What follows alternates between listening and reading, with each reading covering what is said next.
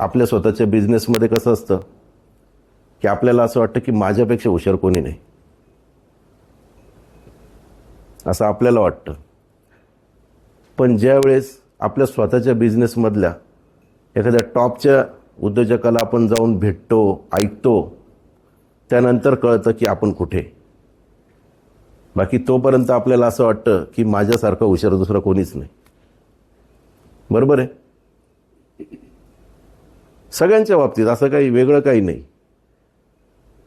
जर एखादा तुमच्या बिझनेसमधला असे टॉपचे कोणते 5 उद्योजक आहे हे प्रत्येकाला माहीत असलं पाहिजे.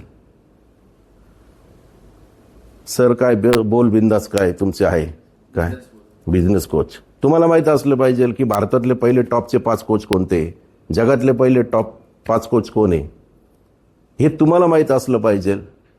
आणि तुम्ही त्यांना फॉलो करायचा प्रयत्न करायला हवा. आणि तुम्ही एक ऑब्झर्व करत राहिलं पाहिजे की यांचा हा जो सक्सेस हा कशा प्रकारे मिळाला.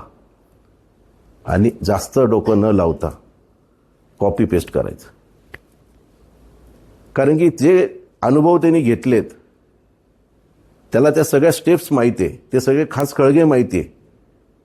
आपल्याला रेडीमेड मिळत आहे. आज समजा तो 100 कोटीवर आहे, आपण 1 कोटीवर आहे, 10 कोटीवर तर पोहोचू. त्यामुळे आपल्या बिझनेसमधले सर्वात टॉपचे उद्योजक कोण आहे हे आपल्याला माहीत असणं गरजेचं आहे. आणि कधीही आपण त्याचा विचार करत नाही. आपण जनरली इतरच गोष्टी बघत असतो. आपल्याला असं समोर फक्त टाटा, अंबानी अशीच नावं दिसत असतात. पण समजा एखादं प्रॉडक्ट आहे, एखाद्या कंपनीने डेव्हलप केलं आहे आणि आज मार्केटमध्ये ते नंबर 1ला चालतं आहे, तर त्यांची स्ट्रॅटेजी काय, हे त्या आज त्या लेवलला कसे पोहोचले, याचा जरी तुम्ही स्टडी करू शकले ना तरी निश्चित तुमच्या बिझनेसला काही ना काही फायदा होईल.